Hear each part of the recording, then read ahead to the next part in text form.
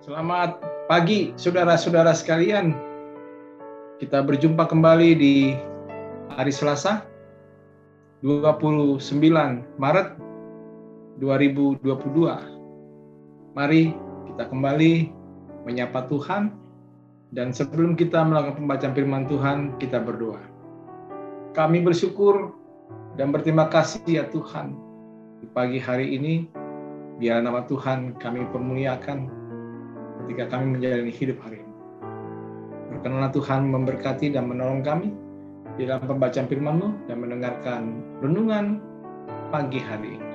Dalam nama Yesus kami naikkan syukur kami. Amin. Saudara-saudaraku sekalian, renungan kita di pagi hari ini Selasa 29 Maret 2022.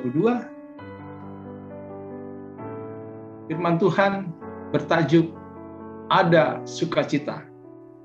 Saya ambilkan teks bacaan dari Injil Lukas 10. Injil Lukas 10 ayat, saya ulangi, Injil Lukas 15.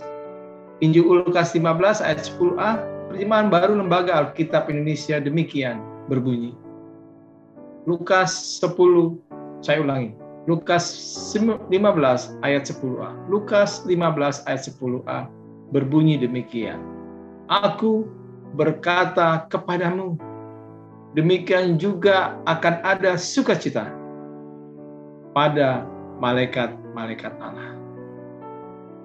Saudara-saudaraku sekalian, sukacita terjadi jika kita melakukan sesuai dengan kehendak Tuhan, atau mendapatkan sesuatu yang disukai, atau mendapatkan ketulusan, dan juga karena ada sukacita, lulusan karena wisuda, lulusan karena naik kelas, dan lain sebagainya. Sukacita ini membawa kebahagiaan bagi kita dan orang lain. Adalah sukacita besar jika saat ini kita dipercaya terlibat dalam pekerjaan atau pelayanan Tuhan. Melayani Tuhan berarti memberi yang terbaik bagi Tuhan, termasuk hidup kita, waktu, tenaga, pikiran, moral, apapun yang kita miliki, patut kita persembahkan untuk Dia. Demikian juga melayani Tuhan, saudara-saudara. Melayani Tuhan berarti melayani jiwa-jiwa, membawa jiwa-jiwa mendekatkan diri kepada Tuhan, sehingga mereka memiliki pengenalan yang benar akan Tuhan. Sungguh tidak ada sukacita yang lebih besar ketimbang sukacita dalam melayani jiwa-jiwa. Nah, kita hari ini, renungan kita mau menjelaskan bahwa ada sukacita besar di surga bila ada satu orang berdosa bertobat dan diselamatkan. Kalau kita membaca Lukas 15 secara keseluruhan dari ayat 1 sampai ayat berikutnya, perumpamaan tentang domba yang hilang. Di situ disebutkan alangkah berbahagianya jika kita menjadi bagian dari orang-orang yang dapat membawa jiwa-jiwa yang terselamatkan kepada Tuhan. Karena itu, kita yang sudah terlibat dalam pelayanan, kita harus memberi. Saya ulangi, kita harus memberi diri kita sungguh-sungguh kepedulian terhadap orang lain. Terlebih lagi kepada saudara seiman atau jemaat Tuhan. Sekarang pertanyaannya, siapakah jemaat Tuhan itu? Jemaat Tuhan, saya ulangi, jemaat Tuhan adalah persekutuan orang-orang yang percaya kepada Tuhan. Disebut sebagai anggota gereja. Percaya kepada Tuhan Yesus sebagaimana tubuh mempunyai banyak macam anggota. Ada mata, ada hidung, ada telinga, ada mulut, tangan kita, dan sebagainya. Itulah kita disebut sebagai gereja Tuhan memiliki banyak anggota. Dikatakan dalam 1 Korintus 12 ayat 27, kamu semua adalah tubuh Kristus dan kamu masing-masing adalah anggotanya. Sebagai pelayan Tuhan, kita punya tugas, punya kewajiban memperhatikan mereka. Ada yang bertugas menabur, ada yang bertugas menyiram, dan apa yang kita tabur sebetulnya? Yang kita tabur adalah benih yang hidup, yaitu firman Tuhan. Alkitab yang kita baca sehari-hari, renungan yang kita dengar dari berbagai macam versi.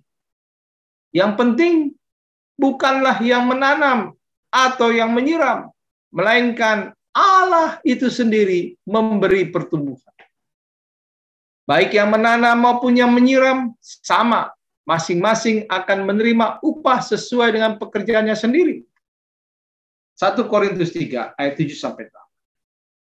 Jadi saudara-saudara, jika kita melihat ada anggota jemaat kita, ada anggota jemaat Tuhan yang dapat bertumbuh dan makin dewasa rohaninya, itu bukan semata-mata karena kepintaran atau jasa kita.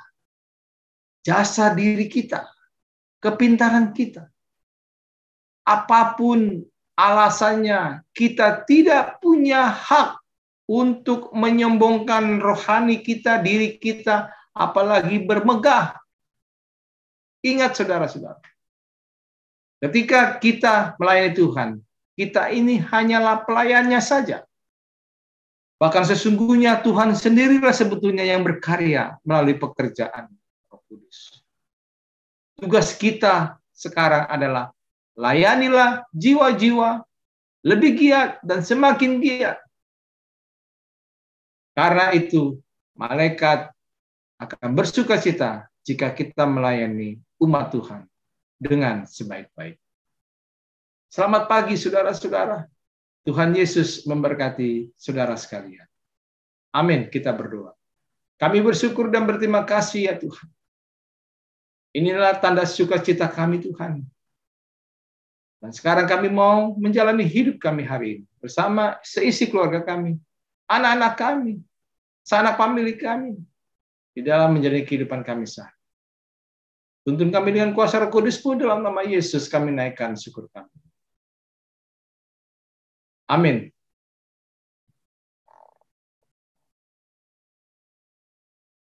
Ku melupakan yang di belakangku, ku serahkan diriku hanya padamu Yesus, dan ku berlari kepada tujuanku. Kau beriku hari yang baru, yang lama telah berlalu. Rencanamu oh Tuhan, indah bagiku, tak terbatas oleh pikiranku.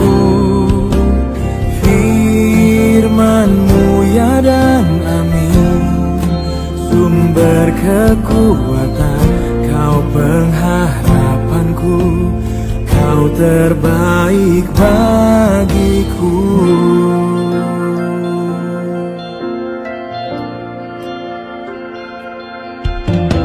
Ku melupakan yang di belakangku, ku serahkan diriku hanya padamu Yesus, dan ku berlari kepada tujuanku.